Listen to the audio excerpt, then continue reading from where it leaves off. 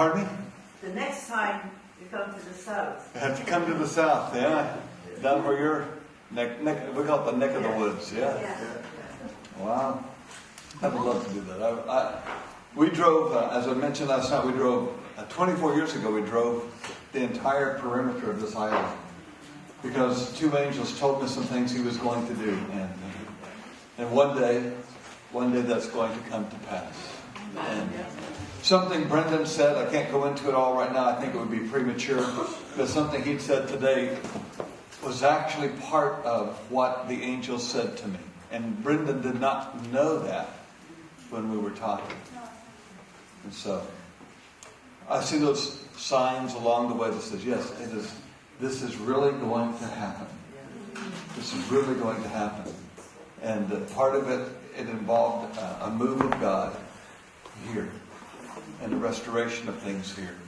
And a reclamation. God's going to reclaim His people. Not denominations, but His people. Amen. So, I think that's very important. When I met, I don't know if he's ever told you the story, but when I met Brendan, it was a rather unusual time. So I was with a man down south in Dublin, and his name was Willie Burke. You may know Willie. And so Willie we were leaving Willie, and he was telling me about Brendan. He said, "So you're going to stay with Brendan McCauley tonight?" I said, "Yes." And he says, "I probably ought to tell you." I said, "Tell me what?" He says, "Well, I don't know how to say this." He said, "Well, let's just say Brendan is strange." Strange like Carl or Lawrence? And I said, "What do you mean strange?" He said, "Well, it won't take you long to find out." But I've got deliverance since then. And I said, "Oh, what do you mean? Is it like axe murderer strange? What kind of strange are we talking about here?" And he says, "Oh no, it will be a very interesting experience for you." So we drove up here from Dublin and on in the Coleraine where he was living at the time, and we get out of the car and Brendan walks out of the house and he walks out to meet us and he just greets us. He doesn't even say hello. He says this. "There's the men that I saw was sitting in me tub this morning." I'm glad they didn't see me sitting in. And I said, "You saw us while sitting in your tub, you did." And he said, I did. I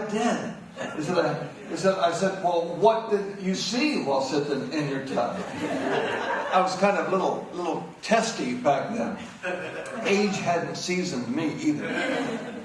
And so he said, "Well, the Lord showed me some things." And I said, "Well, what did the Lord show you?" And he said, "Well, about this man here, the Lord showed me this and this and this." And I go, "Oh, okay, that's pretty good."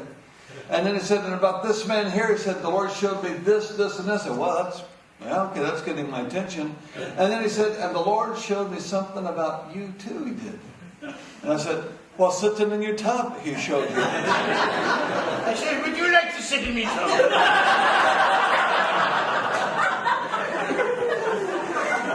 And I said, "Just what did He show you?" And he said, "Well, the Lord showed me that you go about prophesying in different countries, you do." And I go, he says, "Is that accurate?" And I said, "Yeah, that's kind of right." He says, "The Lord told me you'd be falsely humble."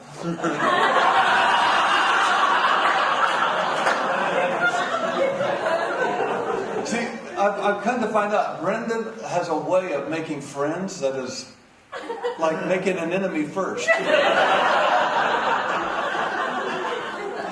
And so I said, "I am not falsely humble." And he said, "The Lord told me you'd be stubborn too." I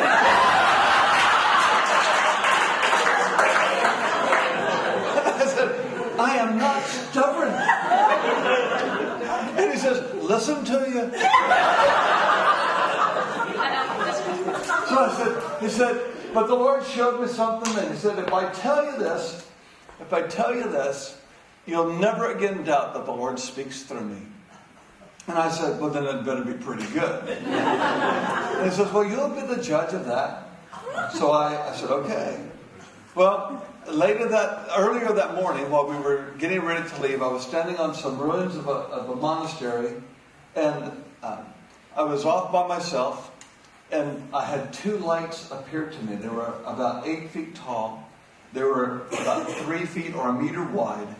One was pure white. One was pure white with a wide burgundy ring all the way around it. And I was discouraged at that time. And the one with the burgundy ring spoke to me. And he said, there are giants in the land, but the grapes are worth it. And immediately I knew the Lord was saying, do not be discouraged about what I am going to do here. I will perform the work. So I immediately gathered myself and became encouraged again. And so I'm standing in front of Brendan, and he's telling me, the Lord said, well, sit in the tub for me to tell you something that you'll never again doubt that I hear from the Lord. And I said, what is it? And he said, the Lord had told me to tell you, there are giants in the land, but the grapes are worth it. And I went, oh my man, you hear from God.